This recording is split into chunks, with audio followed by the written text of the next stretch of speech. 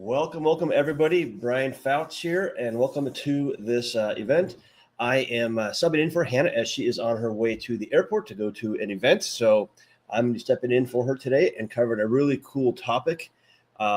So guys, give me a chat in that comment box right there. Make sure you guys can hear me, see me, make sure everything is working well, and we'll go and get rolling here in just a moment. I'm getting everything set up for our topic here today. All right. Check there.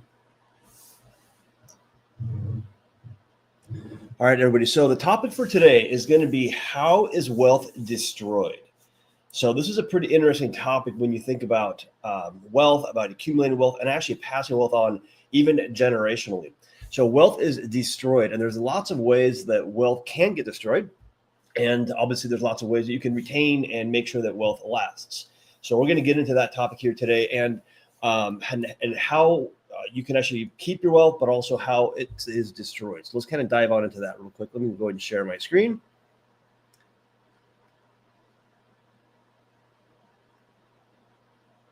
All right.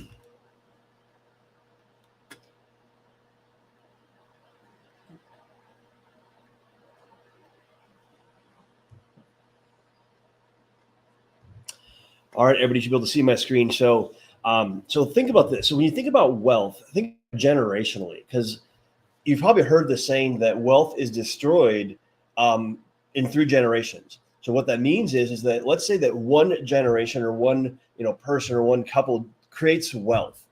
Well, by the time that their grandkids receive any of that wealth, it'll be pretty much destroyed or watered down. And I'll share kind of a personal thing, because this is actually, I'm seeing this happen in my own family, where one grandparent or grandparents had quite a wealth, and then as they passed away, that wealth got divided to the next generation, and it's going to happen again. And so by the time it comes to like myself, it's going to be about maybe 10% of what it was originally, because of how it's being passed on and not actually being built. So I've seen this personally. So think about this. Think about how wealth is destroyed, but think about it almost generationally. So let's kind of get into this. So one, as I said, it's watered down among family members. And that is one of the most common ways that wealthy families destroy wealth, is it just gets watered down. And the other big thing that is not passed on, because you can pass on money. That's great. Pass on money by all means. But what is almost more important to pass on? Now, you probably have seen stories or heard about stories of where someone receives a bunch of money, and within a matter of years, they've destroyed it all, or they're a mess.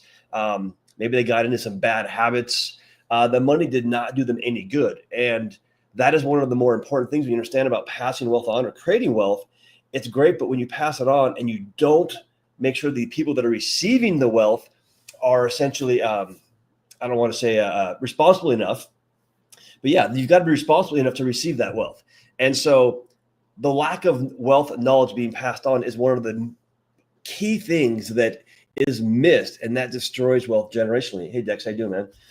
So you've got to make sure that you pass on that knowledge. So like, let's say if one generation is an entrepreneur, or they own businesses, and they do not pass that knowledge of entrepreneurship, pass on the knowledge of the business, how is that next generation going to receive that?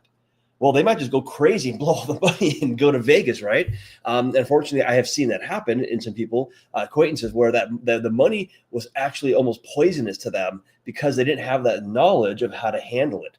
And so a lot of people, and we'll talk about how you can actually make sure it doesn't happen, because there are ways to set it up so that doesn't happen. But like, think of like a wealthy families where you hear about those trust fund babies, right? They can literally destroy themselves because that knowledge is not passed on. So that's very important right there. Another way that wealth is destroyed, even generationally, is there's no family purpose. There's no mission. There's no higher reason. And to me, this is a big one, because if you have a family that is aligned around the money and around wealth, it's going to have such a better chance of success. And also think of a business. Think of a business that has no purpose, has no statement, nothing that they can align with their customers on, right? But businesses that have a real strong purpose that their employees can align themselves with, that can attract the right employees to that business, going to have a higher chance of success. It's the same with family, right? So what's the purpose of money? So you have to understand that. What is your purpose for each generation? Why are you wanting to create wealth? Because if you don't pass that mission, that purpose on to that next generation, they're not going to really care. And that's a big one right there. Another one is conflict or differences of opinion. So let's just say that you have a lot of family members and all of a sudden someone passes on and there's a lot of money there. And maybe it's inside their estate, maybe it's going through probate. All of a sudden you've got brothers and sisters that are fighting with each other. And you can go look at a lot of wealthy families where this happens. Maybe there's no direction on how the estate is supposed to be divvied up, I guess I would say. And oh my gosh, there's horror stories about this. And I've even seen it, obviously a lot of us seen it in our own families where they're fighting. All of a sudden, all these relationships that have been there for decades are destroyed because of money. That's right. And that's because there is no path. So conflict of interest, difference of opinions. Man, by the way, I have clients that I'm dealing with this on, by the way, where we're having to help them understand, okay, how do you separate your assets, protect the assets so that this kind of stuff does not happen. Another big one is passing on only money, right? Not assets and not strategies. So if you just pass on a lump sum of money and that's it, right? But no like assets, no strategy associated with the money, which is, knowledge, by the way, man, that money can just disappear in a blink of an eye. And so a lot of, things that I see people have success with generational wealth is they go and create assets with the money and have money as well, but they also have a strategy associated with all of that kind of stuff. And when you combine that with knowledge, man, I mean, you'll have families that will be wealthy for generations after generations after generations. And that's a key thing right there when you only pass on the money. Now, for some reason, this one goes at number 7. I don't know, it's kind of backwards, but that's fine. Another big one is relying on outside advisors or advice. So this is a huge one. And I've seen this unfortunately happen where, let's say someone receives a big chunk of money and they go to a traditional advisor or outside advice and they get the wrong advice. They get the wrong people trying to give speaking in their ear, so to speak. And all of a sudden they've lost money. And I was talking to a client yesterday where this thing happened where they got like 100,000, so not a huge chunk, but a decent 100,000. 25,000 of it was gone right off the bat into a strategy. It was a REIT, by the way, and gone. The whole thing was lost. And they took that advice from an advisor. But here's the thing. So how do you avoid this kind of stuff? One is obviously knowledge and that kind of stuff, but you've got to understand the advice you're getting. And so that's just knowledge, by the way. And so if you go to someone and say, hey, what should I do with my money? That's not the right approach. In fact, the first time I went to a financial advisor, this is probably 15 years ago, something like that. I sat down in front of him with my wife and I had a piece of paper. And on the piece of paper, it said, here's what I want to get out of this meeting. Here's what I want, where I want to be in 3 years and 5 years. And this is what I want my money to do. And I gave it to him. And this advisor said, hey, that's the first time I've ever had anybody do that. First time. And he goes, that's awesome. Because what I did is I gave him what I wanted him to do for me. And so he had a clear path, right? So that way he could give me, certain advice and not give me other advice that wouldn't fit. So that's a big one right there. A lack of estate planning and transfer strategy. That's a big one. You've got to have some way to transfer that estate. And probably have heard of probate, that kind of stuff. So probate, trust, wills, disputes, all these kind of things can come into play. So one of the ways to get around like the probate. So by the way, probate is when an estate goes through the court system, the courts, and it's public. It's public knowledge. You may have heard of those kind of the stories. Unfortunately, I have heard of these things from personal families or from families personally that experienced this, where there's an older couple, grandparents, as an example, and let's say the grandfather passes away. Then all of a sudden the grandmother is getting these phone calls in the middle of the night from random people saying, hey, so sorry about your thing here. Just want to call you. I can help you with your property, making sure that you don't lose it and all this kind of stuff. And what they're trying to do is they're trying to like acquire assets because they can publicly see that this person passed away. There's an estate, all that kind of stuff. So you don't want your estate being public. And so that's why you have trusts. And you can have wills built inside of the trusts. And then a properly structured trust kind of shields your assets. And also, there's not a lot of disputes because the trust is very ironclad. Your will built inside of the trust is a lot more firm than a will just by itself. Now, once again, this is not financial legal advice because you got to go talk to an attorney to get one of these things done. But I definitely do recommend having that conversation. But this is a big one on how to really protect an estate, I guess I would say, and keep it out of the public's hands. And this is Dexter made a comment right here is ask your advisor what they invest in. Right. So if they're giving you advice in things that they're not participating in, does that make any sense? It's like going to, a Ferrari dealership and the Ferrari guy drives a Honda Accord and has never driven a Ferrari. Well, why would you want to buy it from him? He might not know the best one, right? Or all that kind of stuff. So yeah, it's a good point right there, Dex. All right. So now let's kind of talk about, now that we talked about ways that you can destroy wealth generationally, let's kind of talk about how generational wealth is created. Because right? That might not be a problem that you have, but guess what? Let's create that problem. I mean, generational wealth, how to pass it on is a good problem to have. So one is you create it during your lifetime. That's why it could be, a high income earner, a doctor or something like that. My grandfather, by the way, was an optometrist, and he created quite a bit of wealth just because he was very consistent. He owned his business, didn't buy a lot of other things, had a great life, had a lot of fun, but he was very wise with his money. Did very well and created a lot of wealth in his life. Be a business or entrepreneurship. So I've owned businesses that have done, multiple 7 figures in a year. That's a great way to do that. It's all kind of stressful, to be honest. Entrepreneurship. I am an entrepreneur. I've owned lots and lots of businesses. Think of real estate investors, things like that. Investing over your lifetime, investing wisely. So a lot of people, unfortunately, that I talk to, they've done really well. They've made money over their lifetime, but they've never taken anything off the table, so to speak. Like take 10%, take 15% and put it into a bucket over here where that can help that money grow. So investing over a lifetime is great. I have people that have done that and they've, worked, 40 years. So they're close to 60 usually. But they've got 7 figures. And now they're looking at, okay, now how do I turn that 7 figures into something else and pass it on? So lucky, you can get lucky, by the way. You could fall into something. I've actually had clients that had that happen where something happened and all of a sudden they got a lump sum of money. Some of it's not so lucky because it might be from unfortunately, like a lawsuit, something bad happened, or a car accident, they got injured, but they got a lot of money. So that's some of the ways that you can create wealth during your lifetime. And then, of course, how is generational wealth created? Create a vehicle that creates that wealth for the next generation. So think about that. So you create a vehicle that upon your passing generates wealth that the next generation can use to keep the cycle going. Obviously, one of the things we talk about here at the Money Multiplier is infinite banking. And I'm going to go through some examples here in a little bit on how you can do this generationally. It's really powerful. I'm going to show you some actual numbers of actual illustrations on how infinite banking can create generational wealth. And the numbers are absolutely staggering. All right. They're amazing. Okay. So bottom line is this. If you want to create wealth, whether it's for you, next generation, doesn't really matter. The bottom line is it has to start somewhere with someone making a decision. So when you think of when you look at wealthy families that have had wealth for, more than one generation, the thing is it started with one person planting that seed that then created the fruit for the rest of the generations, the wealth, so to speak. Rockefeller, the Rothschilds, all those ones, you can go back in history and look, there's a point at which also the wealth was created. Right.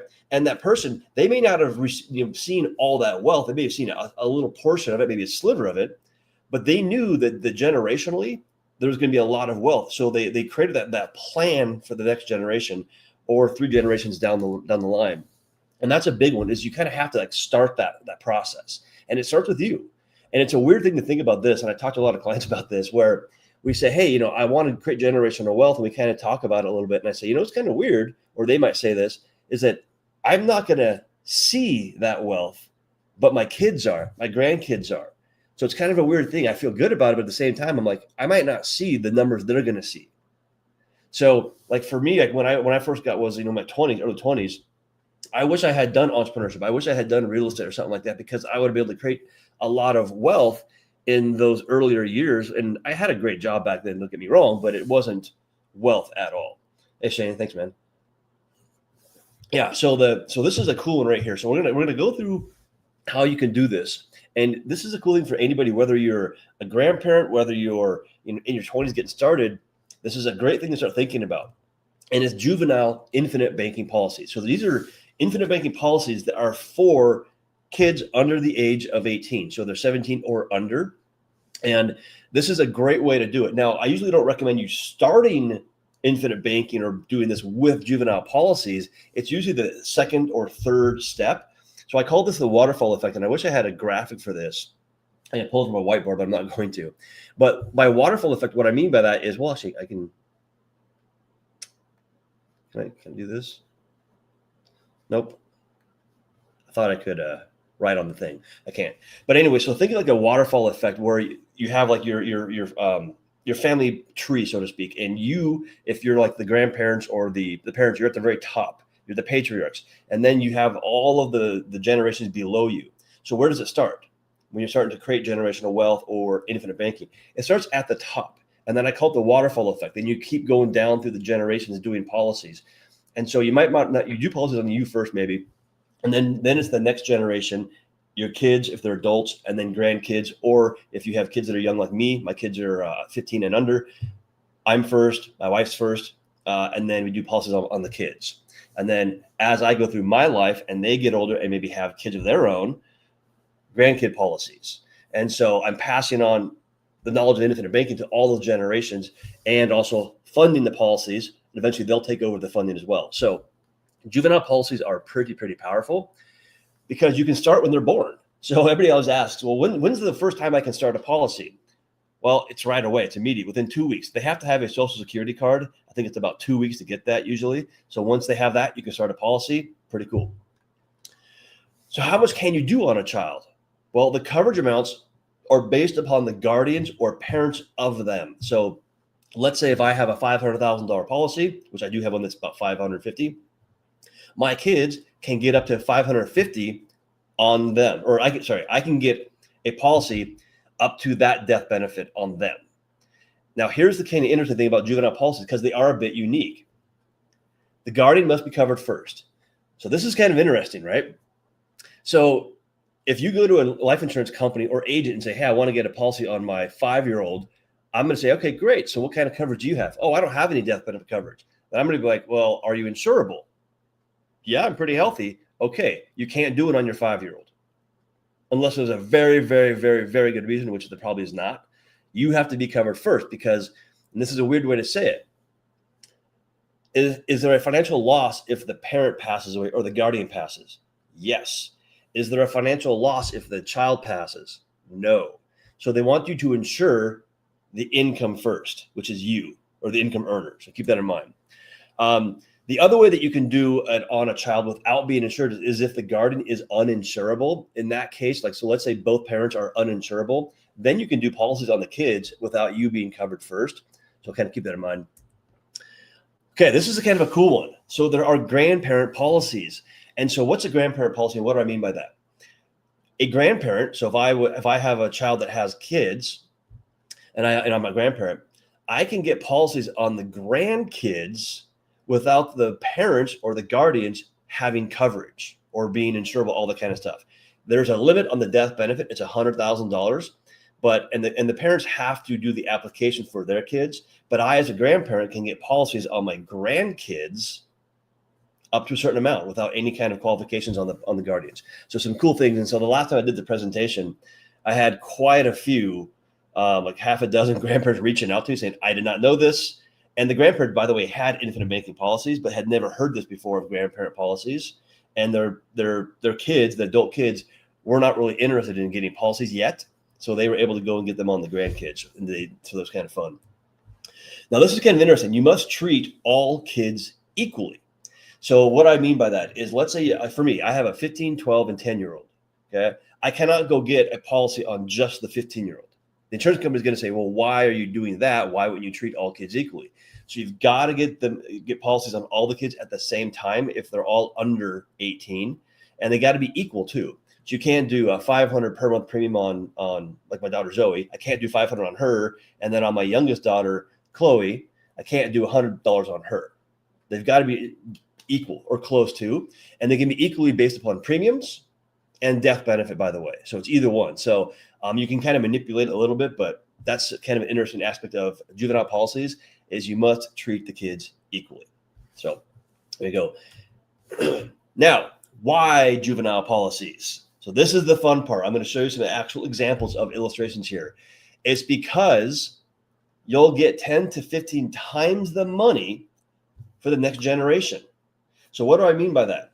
Well, when you look at infinite banking and you're funding these policies for that child over their lifetime, and they're going to take it over eventually. Let's say you put in, I'll show you some numbers. You put in X number of dollars, but the death benefit, which goes on to that next generation, is going to be worth 10 to 15 times what has been put into that policy over their lifetime. So you're also, by the way, using the money during the lifetime as well. So if you understand what I just said right there, you'll understand why the Rockefellers, the wealthy families, politicians, by the way, lots of politicians do infinite banking. If you can take $1 and turn it into $15 tax-free guaranteed, do you think if you did this on all the family members that the next generation is going to have a very large amount of capital to work with? Absolutely. So if you've ever wondered why some wealthy families seem to always have, if you look at their history, they have a lot of money every generation. They seem to get wealthier by leaps and bounds. This is one of the ways they're doing that because it's tax-free, guaranteed, and it's a private strategy. So it does not show up on a lot of their financials. Very interesting. So let's go ahead and look at some of these illustrations. Okay, so this one right here. So I'm going to blow this up so you guys can see it because I realize it's kind of small. And where's my thing? Oops. It just went away. There it is. Okay. So in this scenario, what you'll see here is this is Future Rockstar. That's their name. They were born a few months ago. It is a male, and we're putting in $250 per month. Okay. So let's go ahead and see what this looks like. So as you can see here, 3,000. Whoops. Let's go up here. Age 1. Here we go. So we got about $3,000 going in every single year. Now, what you're going to see here, the cash value, what they can use, what they can loan out to themselves at the end of the first year is $2,149. So you're saying, well, Brian, okay, that's a good policy right there. And then you can see it grows over time. And you can see by year 5, they're actually getting more growth in the cash value than they put into it.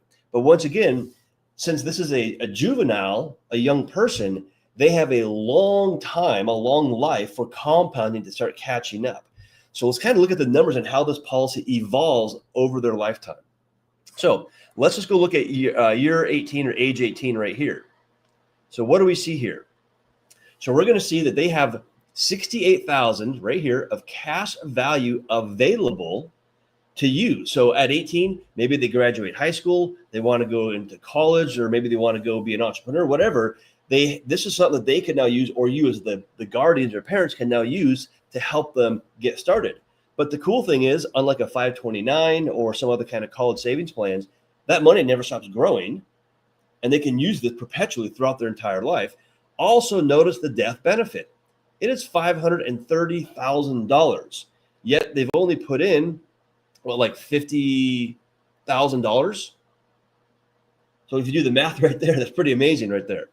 Let's go look at year 20, age 20, right here. At age 20, this policy has received $59,000. It is worth $79,000 as cash value available, and the death benefit is $574,000. But what do you notice here? You'll notice the cash value never stops going up. It's always growing, uninterrupted, and the death benefit as well never stops growing. In fact, if you look at year 19 to year 20, the death benefit went up by $20,000, but they only put in $3,000. And the cash value went up by $5,724, but they only put in $3,000. So now let's go look at how this policy is going to evolve over this person's lifetime, realizing this is only one policy. Do you think if they understand how this thing works and they see these kind of numbers, they're not going to do more policies and more policies throughout their lifetime? Absolutely, yes, they are. The wealthy, when they do this, they'll get more and more policies. Maybe it's every 5 years they get a new one on each person. So they're stacking policies throughout their lifetime. As this person's income goes up, a portion of the income can go into a policy and keep the cycle going. So let's go look at year 50. Now this is where it gets really fun. Now, yes, this is 50 years down the road, but this is generational wealth. So look at this. This person has put in $103,000. I'm going to do some math here for us. $103,000. What is the cash value? $366,000. So if I take 366 divided by 103, that's 3.5, which means that their money they put into this policy over the last 50 years is worth 3.5 times more now that they can borrow out and use to invest, build wealth, buy cars, pay for college, grow a business, whatever they want. But what you'll also notice over here is the death benefit is $1.02 million. So if I do the math on that, that's 9.9. I'm going to round up a little bit and just say 10. Now, God forbid something happens to this person at age 50, that's pretty young. That money they put into this policy, that $103,000, is going to be worth 10 times that amount, tax-free, guaranteed to the next generation. But keep in mind, they've also used the cash value, the 366 right there, during the lifetime to build assets, build wealth, create more cash flow, whatever. So with infinite banking, what you're doing, you're creating guaranteed tax-free generational wealth. But you're also, if you're being wise with your banking system and you've been using this for your entire life, you're also creating more wealth through assets, through business, through other things, through investing. Now, for fun, let's go ahead and look at age. Let's go see, what is it, age 80 maybe? Let's look at age 75. Age 75. So we've reduced premiums down over time. So you can see that at, let's see, it was at year 30 or age 30, we reduced premiums because maybe now we're doing another policy. So let's look at age 75. At age 75, $122,000 has gone into this thing. What's the cash value? Remember, the last time in age 50, 25 years ago, it was $103,000. Now it's $122,000. But the cash value went from 366 at age 50 to $1.048 million at age 75. So let's do the math on that one. 1048 divided by 122 is 8.6. So this person at age 75 has access to 8.5 times more capital than they put into this thing over their lifetime. But keep in mind, they didn't start this. Their parents or grandparents did. And now keep in mind, this person, if they are using this, they have done more policies. So this is one of maybe 10 this person might have at this point in their lifetime. So the access to capital they have is probably in the tens of millions of dollars. So keep that in mind. Now, look at the death benefit. It is $1.5 million. So if I do the math on that, oops, I just did that wrong. 516 divided by 122, that's 12.4 times what they put into it. So once again, if something happens, and by the way, there's two things in life we're going to do. We're going to live, we're going to die. It's pretty much a guarantee right there. So upon the graduation of this person, we call it graduated, the next generation is going to get 12.4 times at age 75, 12.4 times what this has been funded with. So you're taking $1 and turning it into $12 guaranteed tax-free. So this is one of the reasons why these policies, the juvenile ones, are so extraordinary, is because of these numbers. Now, you can do this at any age. I'm just showing you generationally how juvenile policies can fit into this. Okay, because it doesn't matter when you start the policies. It doesn't matter if you're 7 years old or 1 year old. You can still do this. The scale is just going to change. Now, the next thing I want to show you, this is going to be the same example here, except on this example, we do what's called a dump in right here. So at the very beginning of this policy, the guardian, the parent, the mom or the dad says, hey, we're going to start a policy on Future Rockstar of $250 per month. And also we're going to deposit $1,500 at the very beginning as a dump in. Optional, you don't have to do that, but they're going to go ahead and do this. So what that means is that they're going to have a bit more cash value at the very beginning. Now, at age 18, now they've got $77,000. On this one, at age 18, they had $68,000. So $68,000 versus age 18, or sorry, $71,000. So you can see it has a bit more cash value inside of it. The death benefit is also a bit higher. Now, what does this mean going forward? Let's look at age 50 one more time. So 105 has gone into it. On this one, 103,000, so a little bit more. Cash value is 366 on this one. With the one with the dump in, it's 377. So that $1,500 has turned into an additional, as far as cash value goes, around, what is that number? $11,000. So in 50 years, now keep in mind, that's a long time, but this is the power of compounding. So a little bit of money has turned into a lot more money down the road that this person can use. Additionally, the death benefit has gone from $1.02 million to $1.053 thousand. So you can just see how these compounding over time, how these policies compound, how you can create so much generational wealth for that next generation tax-free guaranteed. And you can hear me, I keep saying that because I don't mind paying taxes, but I'm a lot happier paying zero. So especially for the next generation, for my kids, by the way. And then at age 75, 124 has gone in. Look at this, $1.08 million. The cash value has gone up by $40,000 because of that one little deposit of $1,500. And the death benefit has gone up, I think it's like $50,000, something like that. So you can just see how generationally these things are extremely powerful. Now, we're going to look at some more things here. This is where it gets really fun. So there are more than one company that can do this, by the way. I'm just showing you an example of one company. Let's go look at another one. So this is a future Olympian. Okay, this was a different company. Same thing, $250 per month. Let me blow this up, you guys can see it. So $250 per month going into this policy. This one is age 1, and this one is a female. Yeah, female. Okay, let's look at this one. So at age 1, $3,000 goes in. Cash value is $1,889. Now, if you were paying attention on the previous numbers, this is a different company, by the way. The cash value is lower with this company than it was with the prior company. So once again, this company right here, less cash value year 1. All right, so keep that in mind. Now let's go look at 18. 3,000 has got into this thing. We put in, how much we put in? We put in 54,000 into this policy so far. But look at the cash value now. It's $72,000. Right? $72,000. So that means if you come back to these prior illustrations I was showing you, let's go look at age 18, 74,000. So this one has more than this company. So why am I showing this one different? Well, this company, you have to drop the premiums down eventually. But check this out. Let's go to 50.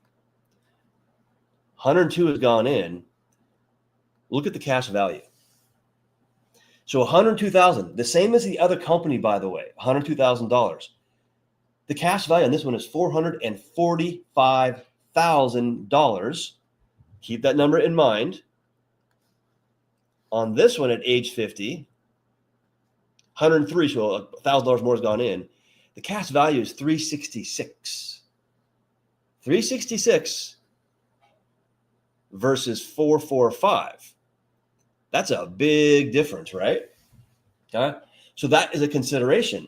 Now, if you guys are paying attention, I know we're getting into some details here, but this is very important to understand. This is why me as an infinite banking practitioner, I have to know all the numbers. I have to know the different nuances between each company.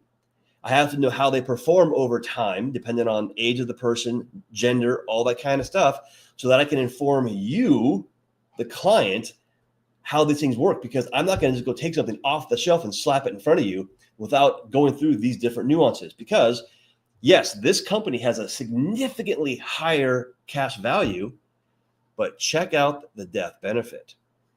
On the one that the one we looked at earlier, it's a $1.2 million death benefit. And on this one, it is $845,000. Lot lower death benefit, a lot higher cash value. Think of it like scales. One's got to go up, one's got to go down. Now let's go look at age 75 just to kind of complete the picture here. At age 75, I'm going to use year 75, age 76 to keep it equal. 135 has gone in. Cash value is $1.487 million. What was it on the prior one? Let's go to age 75. So 122 has gone into this one. So 122 versus 135. So more has gone into the second company. Cash value on this one is 1.04. But this one over here is 1.48. That is a difference of over $440,000. $440,000. That's a big difference. Look at the death benefit on this one. 1.5 million. What's it on the second company? Remember at age 50, it had a lot less death benefit? Check this out.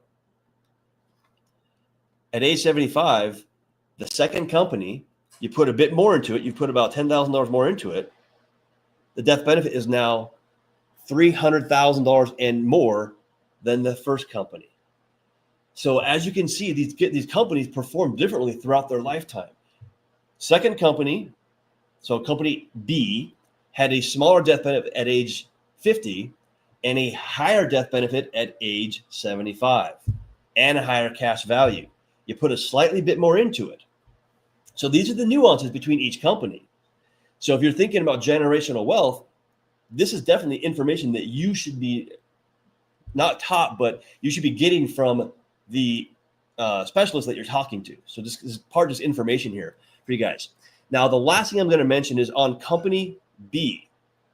Company B, can you do a dump in? Remember on the first company, I did the second illustration, had a $1,500 dump in. You can't do that on company B. They won't allow it to happen. And on company B, you have to drop the premiums down early on. You don't have a choice of funding the full $3,000 for as long as you want with company like company A. You have to drop them down at year 22 to year 32. So they got to go down. But as you can see, if you do an apples to apples comparison, company A has more cash value early on, more death benefit in the middle part of it, but less cash value and less death benefit in the later years. I call it quarter four versus company B. Now on this one, on company B, I was able to squeeze in $500 at the very beginning. Able to do that. Now, does that make sense to do that with company B? So I'm going to do a quick math here. I'm going to do this one right here. So let's do a ratio between what you've put into this thing versus how the cash value has grown. So this is just math.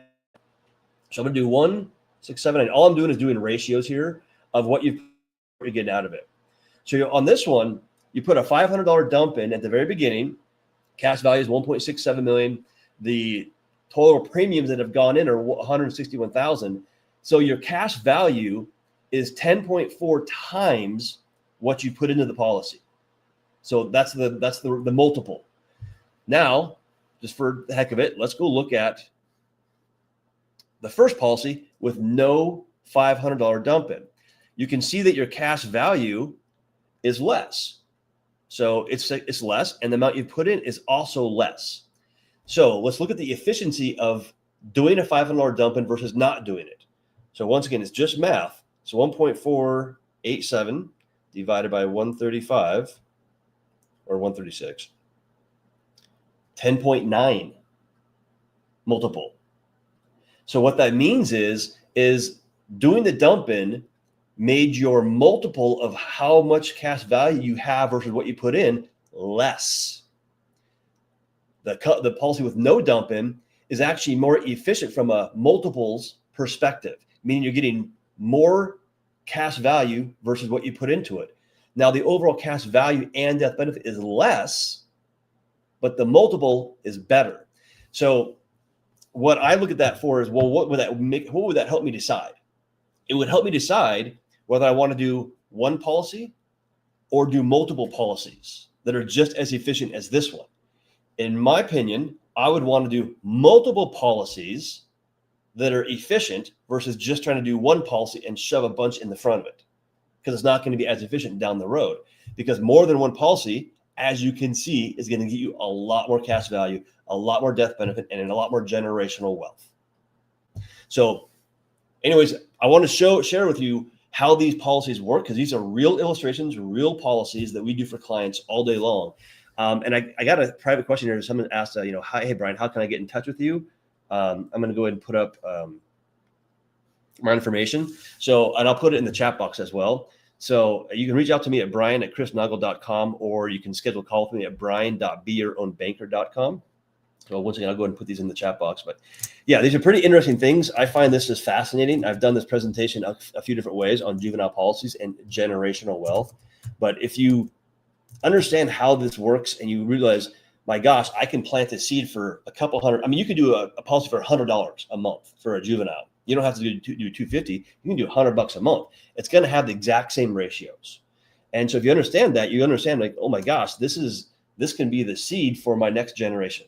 It can be the seed for, my grandkids, their grandkids. I mean, you can go like 5 to 6 generations deep with this if you understand at the very beginning how you can actually create that vehicle that will take this from not just your generation, but generations beyond you, by going through like a trust, passing on the knowledge, and passing on the strategy of how to do this.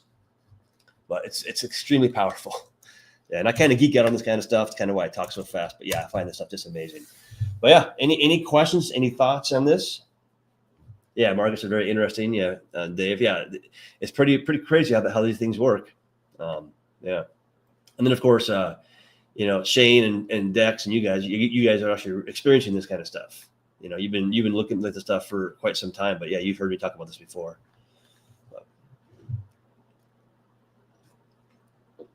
All right. Any questions? Any thoughts? Otherwise, I'll let you all get back to your week, and appreciate Hannah for letting me come in and sub in her place and share this information. All right, everybody. Well, with that, take care. If you guys want to reach out to me, there's my information. Once again, brian@chrisnagel.com is my best email. And then if you want to schedule a call, talk with me about this kind of stuff, brian.beyourownbanker.com. All right, everybody. Take care.